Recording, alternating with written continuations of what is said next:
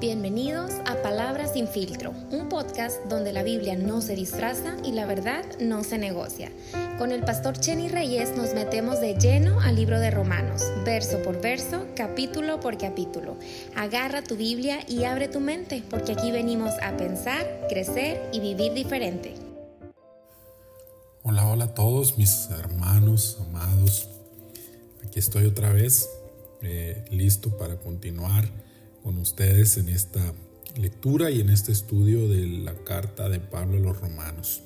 Y el día de hoy vamos a comenzar con el capítulo número 9, que es un capítulo muy especial, muy importante también, un poco complicado si lo vemos por todo lo que implica. Este capítulo inicia una nueva etapa y una nueva parte en esta carta, si podemos verlo así, donde Pablo da un pequeño giro en el tema. Y bueno, le voy a invitar para que comencemos con él, porque hay bastante que decir acerca de lo que hoy vamos a ver y que vamos a estar trabajando en los primeros 18 versículos de este capítulo número 9. Ahora, al parecer, esta parte, como le decía hace un momento, marca el inicio de una sección nueva en la carta del apóstol para los hermanos de la iglesia en Roma. Es una sección que abarca los siguientes 3 capítulos, es decir, capítulos del 9 al 11, donde la temática pues da un pequeño giro sin abandonar el tema central, que es el evangelio, la salvación. Hasta aquí Pablo pues ha argumentado los principios básicos de la fe en Jesucristo. Los primeros 8 capítulos Pablo presenta lo que es la maldad del hombre, la inefectividad de la ley, la justificación a través de la fe y la vida en el Espíritu. Pero en esta sección se vuelve un tanto más reflexivo, muestra más su corazón con sus deseos, con sus emociones, que solamente su conocimiento y su reflexión. Hay algunas cosas que aclarar aquí antes de empezar. La primera de ellas, es una parte complicada, así es que voy a tratar de ser lo más claro posible, espero poder serlo, y si no, bueno, en el grupo tendremos la oportunidad de preguntar y de dialogar para tratar de encontrar mayor claridad en las ideas. Antes de empezar, quiero aclarar que esta sección ha servido como base para la teología calvinista, o que entre sus postulados más importantes se encuentra la doctrina de la predestinación. No es ese el tema central en el capítulo, pero sí ha sido utilizado para hablar acerca de esta doctrina de la predestinación. Creo que en este sentido tenemos que ser imparciales. Tratar de ser muy objetivos en lo que la Biblia está diciendo, en lo que la carta está diciendo en este pasaje. Ahora quiero aprovechar esta parte para ofrecer una pequeña disculpa por alguna expresión que utilicé en la sección pasada al hablar acerca de la predestinación y decir no creemos. No trato de imponer esa idea, eso lo digo a título personal. Yo creo que la doctrina de la predestinación como tal, como la enseña la corriente calvinista, no concuerda con muchas cosas, con muchos principios que la palabra de Dios nos muestra. No estoy diciendo que usted no va a creer o que deba de creer exactamente al respecto de eso, simplemente mi intención es que no nos inclinemos hacia ningún polo, sino tratar de encontrar un balance saludable, porque ninguna postura se puede cancelar por completo. Hay cierta parte de predestinación en nuestra salvación, pero no esa predestinación arbitraria que la doctrina calvinista de repente trata de enseñar. Pero bueno, al final de toda esta disertación que vamos a hacer, cada quien tiene permiso de sacar sus propias conclusiones al respecto, siempre y cuando seamos respetuosos con las ideas de cada uno. Ahora, por otro lado, aunque esta sección es un poco diferente a las demás, no está separada del resto de la carta. Tenemos que entender que para poder tener una comprensión mejor debemos recurrir a las cosas que el apóstol Pablo ya mencionó anteriormente, ¿ok? Así es que es importante que no perdamos de vista lo que ya se ha dicho antes, porque está relacionado con lo que vamos a empezar a ver el día de hoy. Ahora, esto nos lleva al siguiente punto, que tiene que ver con el contexto escritural y el contexto histórico que rodea a estos 3 capítulos para que nuestra interpretación sea más completa y sea más coherente. Un punto muy clave aquí, mis amados, es entender que Pablo está hablando no de la salvación en lo individual, sino está hablando del pueblo de Israel en el contexto del plan de salvación de Dios para todas las personas, para toda la gente. ¿Okay? Eso es a grosso modo de lo que Pablo está hablando. No está hablando de personas en lo particular, está hablando del pueblo, de la nación de Israel, y no está hablando de la salvación, sino del plan y del papel que Israel juega en el plan de salvación de toda la humanidad. ¿Okay? Así es que, habiendo dicho esto, quiero invitarles a que entremos de lleno en este capítulo número 9.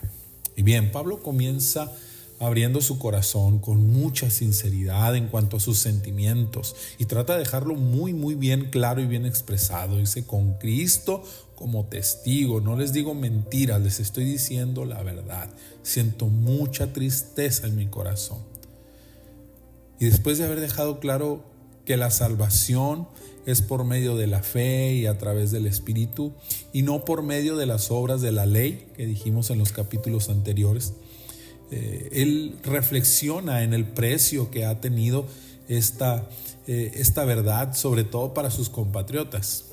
Pareciera que a este punto, a estas alturas, Pablo se vuelve consciente del costo de esta revelación del evangelio de la fe y de la justificación, y muestra una gran tristeza por el pueblo de Israel, por sus hermanos en la carne, porque parecían haber sido desplazados de la elección que recibieron al principio, por no haber creído al Mesías que les fue enviado. Y Pablo se siente triste porque dice: sí, pues todo esto está muy bien, la justificación no es por las obras de la ley, sino por la fe, pero eso ¿dónde deja a mis compatriotas? ¿Dónde deja a mis hermanos?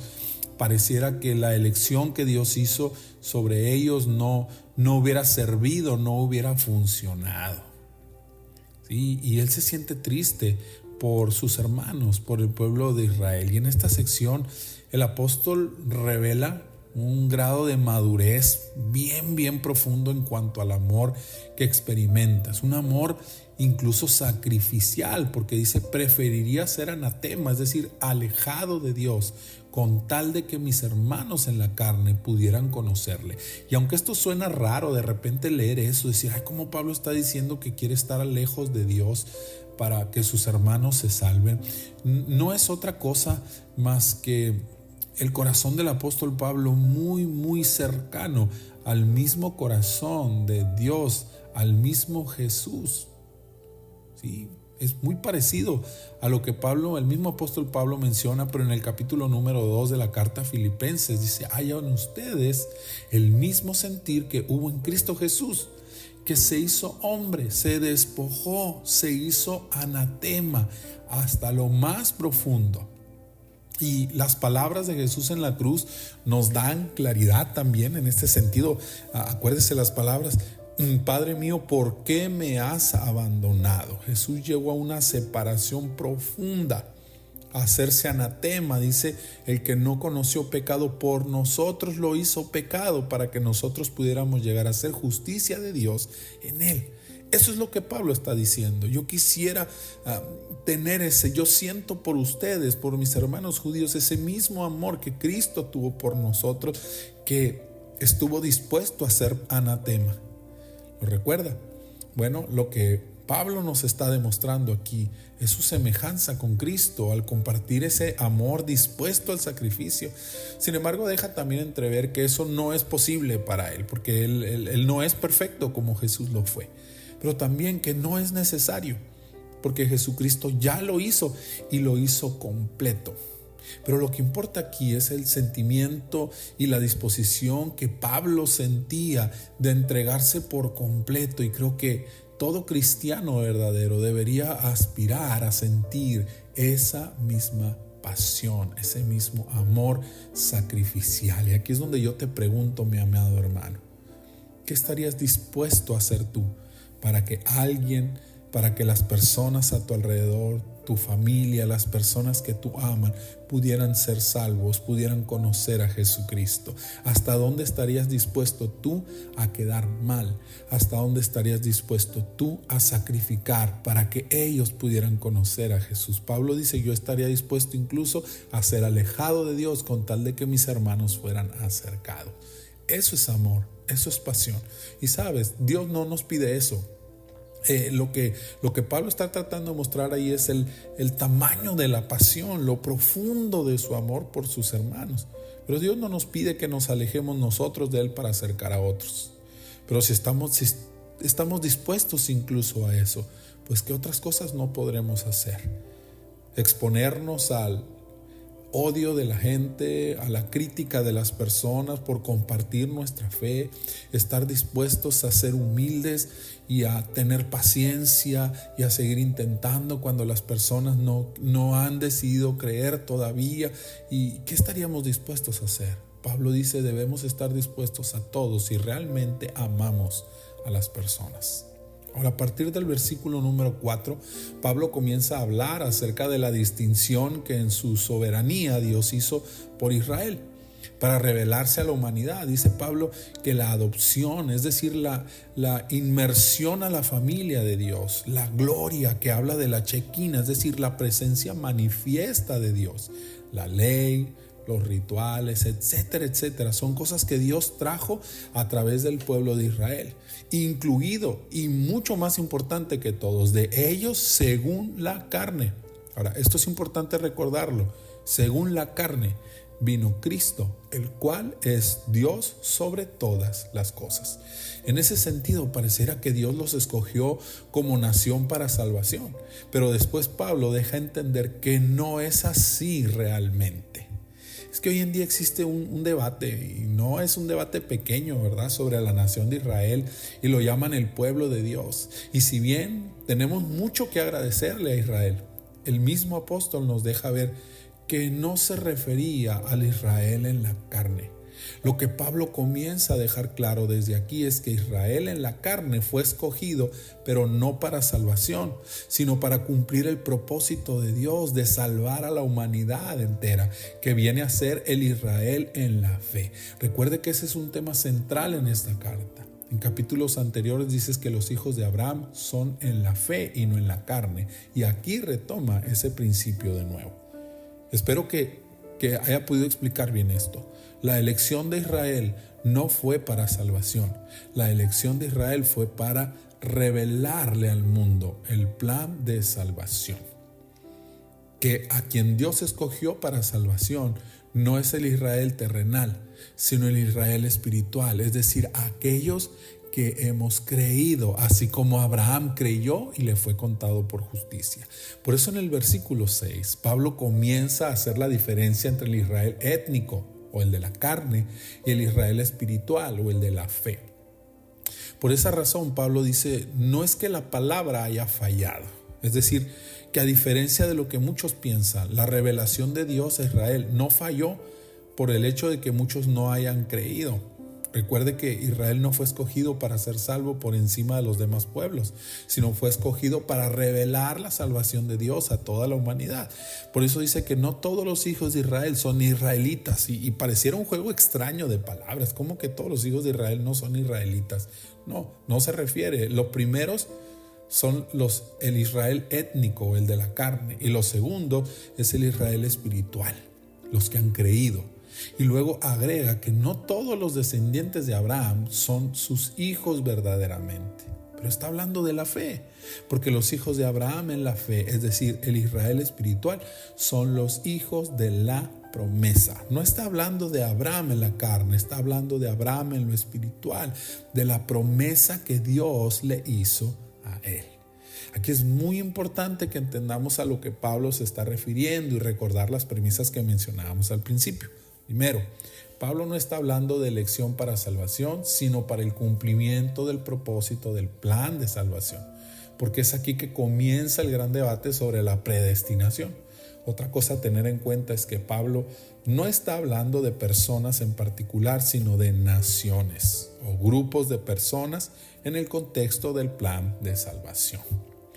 Por otro lado, también es importante apuntar que el tema central de esta carta es la justificación por la fe, por el Espíritu y no por la carne. Eso no tenemos que olvidarlo, porque en ese sentido los personajes a los que hace alusión aquí son usados por Pablo como una representación de este principio, y ahorita lo vamos a ver.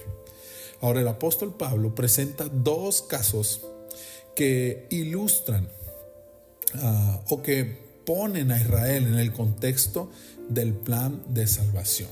Y el primero de ellos es Abraham.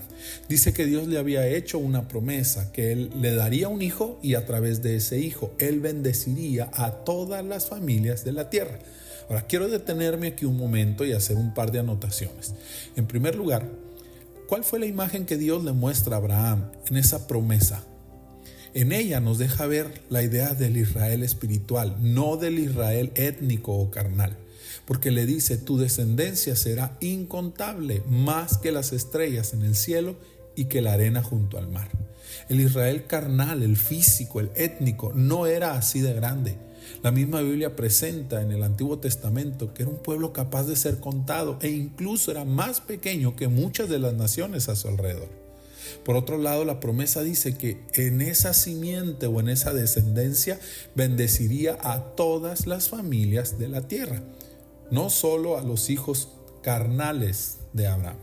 Y nos dice que el plan abarcaba a todas las etnias, a todos los grupos de personas en el planeta. Es decir, que en todos los que por todas partes del mundo y en todas las generaciones hemos creído en Jesucristo para salvación, estos dos principios se cumplen: una familia incontable y una familia universal.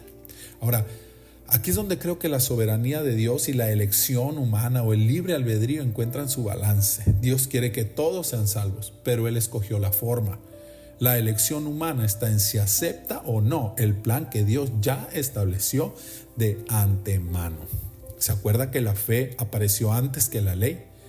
Con Abraham, Dios ya había presentado la idea de la salvación a través de la fe. Fue algo que Dios escogió mucho antes. Él ya lo había determinado en su soberanía. Ahora, Isaac e Ismael representan este principio. ¿Se acuerda de esa parte de la historia? Isaac fue el hijo de la promesa. Viene de una obra que solo Dios pudo haber logrado, de dos ancianos casi muertos, del que la mujer era estéril. Dios trae este hijo, Isaac. Es un milagro, eso es algo que solo Dios podía hacer, hablando de la salvación. Mientras que Ismael fue el intento humano de cumplir el propósito de Dios por la fuerza de la carne. No es que Dios rechazó a Ismael, amados, es que desde el principio ya había escogido a Isaac para que fuera a través de él que la simiente creciera. ¿Se da cuenta? El Israel espiritual no vino a través de Isaac, dice Pablo. No se refiere a la persona de Isaac, sino a la promesa del hijo. Porque al creer en esa promesa fue que Abraham fue hecho justo delante de Dios. Por eso dice que no todos los hijos de Abraham son hijos de verdad, porque se refiere al Israel que es por medio de la fe en la promesa. En ese sentido podemos entender que no es Dios eligiendo quién se salva y quién no, como dice la doctrina de la predestinación calvinista, sino más bien que es Dios eligiendo la forma en la que seríamos salvos y el libre albedrío del ser humano participando también, aunque de una menor medida. Dios actúa sobrenaturalmente, mas no arbitrariamente. Él actúa en su soberanía, pero de acuerdo a un propósito. Dios no dice, tú te salvas, tú no te salvas. Él dice, esta es la única forma de que seas salvo. Tú decides. A partir del capítulo 10 nos presenta el otro caso, el de Jacob y el de Esaú. A diferencia del caso anterior, estos dos ya venían juntos desde el vientre, pero uno es escogido sobre el otro. Sin embargo, prácticamente representan la misma dualidad, el mismo principio. Dios ya había elegido a Jacob y había rechazado a Esaú. De nuevo, es necesario recordar que no estamos hablando de las personas en particular, sino de lo que representan. Ni tampoco está hablando de elección para salvación, sino para ser el conducto del plan soberano de Dios. Estos dos hermanos, Jacob y Esaú, ya venían juntos desde el vientre y venían peleando entre sí. Y nos da un poquito la idea, Pablo recuerda un poco la idea con esta historia de esa lucha que existe entre la carne y el espíritu. En la salvación, en la vida en el espíritu, se acuerda, la carne y el espíritu siempre vienen luchando. Bueno, así venían Jacob y Esaú peleando desde el vientre. Y si bien Esaú fue el favorito de Isaac, y quien Isaac creía que debía continuar el linaje, Dios ya había escogido a través de quién sería. Ahora, de repente podemos clavarnos mucho en el rechazo que Dios tuvo por Esaú, pero no nos ponemos a pensar en la elección de Jacob. No se trata que Dios haya rechazado a uno para aceptar al otro. No, los dos podían ser rechazados, pero Dios escogió a Jacob. Recuerde, no eligió quién sería salvo de los dos, sino quién iba a continuar con esa parte del plan. Dice Pablo aquí que el propósito de Dios no está basado en las obras, sino en quien nos llamó. Él decide, no nosotros. Por eso desde antes que nacieran ya se había dicho, el mayor servirá al menor. Lo que quiere decir que no es por mérito propio, sino por la voluntad de Dios. Ahora, aquí hay un punto importante. La frase a Jacob amé y a Esaú aborrecí no se refiere a los dos hermanos, sino a dos naciones. Tenemos que recordar, tomar en cuenta que esta referencia que Pablo hace no está tomada del Génesis, está tomada del libro del profeta Malaquías, si no estoy mal, capítulo 3, que fue escrito muchos años después. No habla del destino eterno de cada uno de ellos, sino del lugar histórico de dos naciones, Edom, que son los hijos de Esaú, e Israel, en el contexto del plan de salvación para el mundo. Está hablando de una referencia histórico-profética, no de salvación y de perdición, sino del lugar que dos naciones ocuparían dentro de la historia del plan de salvación. Nos presenta el mismo principio.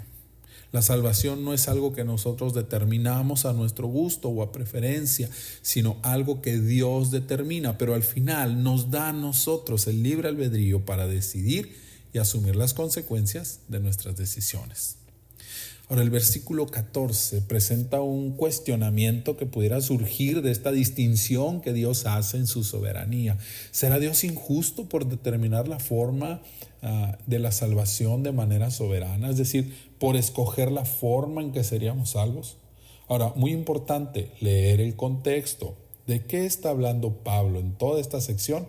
De la salvación de Israel, que a pesar de que fueron el instrumento que Dios escogió para revelar su plan, no les valió para ser salvos. Y muchos judíos, incluso otras personas, pudieran decir, eso es injusto.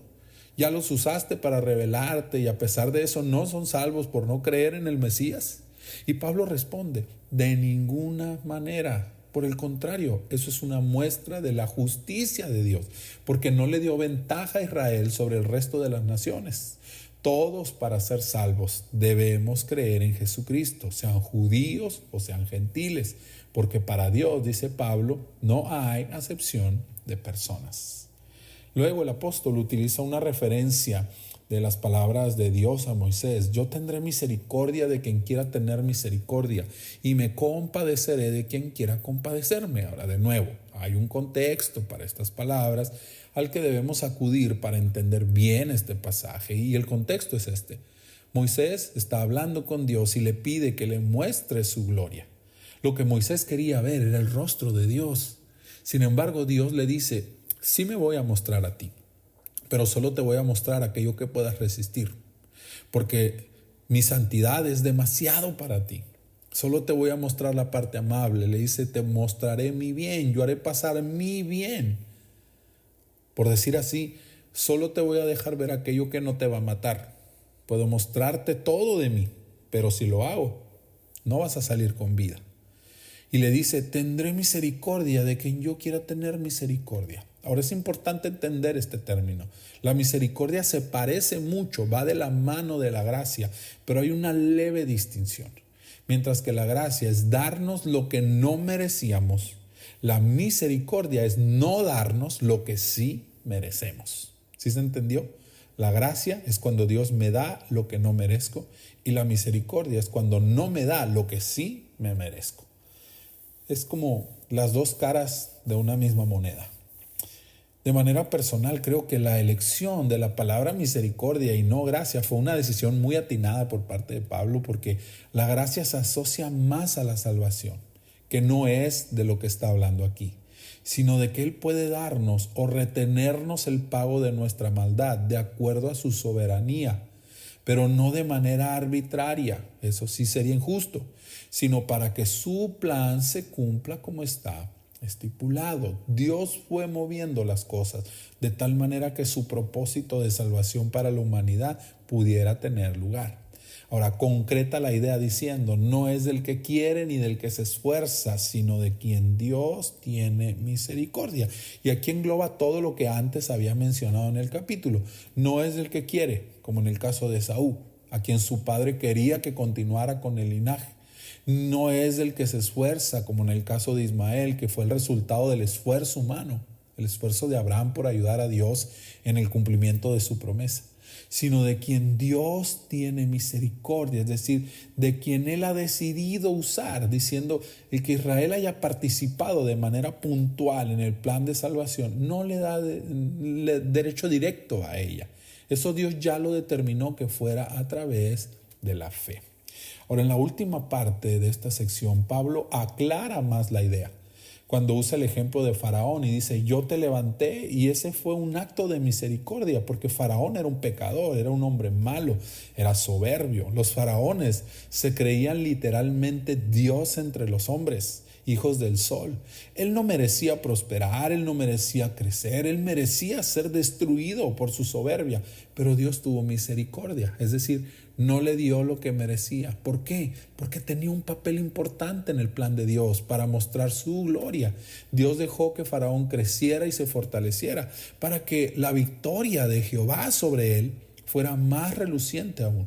Eso no hubiera sido igual si Egipto fuera un pueblo pequeño y Faraón hubiera sido un hombre pusilánime y sin poder. Dios quería mostrarle a todas las naciones que Él era el Dios de Israel y que no había otro como Él. Pero también dice Pablo que endureció su corazón. Aquí es muy importante entender esto. No se refiere a que Dios hizo que Faraón se endureciera, sino que más bien entregó a Faraón libremente a la dureza que ya había en su corazón, para que la salida de Israel se diera en los términos en los que finalmente Dios había planeado que se diera. Dios no endureció a Faraón literalmente, sino que le permitió endurecerse más de lo que ya estaba. Recuerde que la palabra dice que la tendencia del corazón del hombre en pecado es cada vez a entenebrecerse más. Si no lo hace es porque Dios de alguna manera lo detiene. En pocas palabras, Dios no le estorbó más a Faraón. Aquí vale la pena recordar el contexto de lo que habla el primer capítulo de Romanos, donde dice que como los hombres no reconocieron a Dios, aunque Él se les reveló a todos a través de la creación, el Señor los entregó, es decir, les permitió deslizarse en su propia maldad. No los hizo malos, simplemente no les estorbó en su maldad. Para cerrar esta sección, quiero decir esto en primer lugar a título personal. El capítulo 9 para mí no presenta la evidencia de la doctrina calvinista de la predestinación por al menos 3 razones hasta aquí. Número 1, si bien Dios es soberano con respecto a la salvación, no es arbitrario. Es decir, Él no escoge quién se salva y quién no, sino que decidió desde un principio la forma única en la que debía hacerse. La elección también puso algo en nuestras manos, por eso nos dio libre albedrío, si no, no serviría para nada. Número 2, la elección de Isaac sobre Ismael y de Jacob sobre Esaú no fue para salvación, sino para decidir el papel que cada uno de ellos jugaría en el plan de Dios para toda la humanidad. Y número 3, la misericordia de la que Pablo habla aquí no se refiere a salvar a unos y a otros no, sino de que Él puede usar a quien Él quiera para lograr su propósito y que Él no hace mal a la gente para destruirla, simplemente deja de detener el mal que ya existe en ellos para que su propósito se cumpla. Espero haber explicado correctamente y espero haber dado razones para este capítulo. La intención no era mostrar o dejar de mostrar la doctrina de la predestinación, sino, así como lo hemos hecho en todos los demás capítulos, mostrar una especie de explicación o radiografía de la sección que hoy nos tocó leer. Pero bueno, si hay dudas, si hay inquietudes al respecto de cualquier cosa que mencionemos aquí, ahí está el grupo. Les invito para que sigamos leyendo, sigamos aprendiendo. Esta sección es muy interesante y creo que es importante que la entendamos correctamente y tengamos un criterio personal, pero bien fundamentado en lo que la palabra del Señor dice. Mis amados, me despido. Este audio quedó un poquito más largo, pero espero que no tenga desperdicio para ninguno de ustedes. Dios les bendiga y que tengan un muy buen día.